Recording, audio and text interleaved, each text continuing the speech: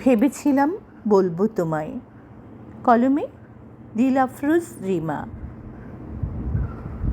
ভেবেছিলাম বলবো তোমায় তারা ভরা রাতের মায়া ভরা নীরবতায়, যে কথা লুকিয়ে আছে আমার মনের বদ্ধ দরজায়। ভেবেছিলাম বলবো তোমায় চাঁদের দীপালিতে আলোর মাখামাখি আর মধু জোছনায়, মনের মাধুরী দিয়ে যে কথা বলতে চেয়েছি হে প্রিয় তোমায়।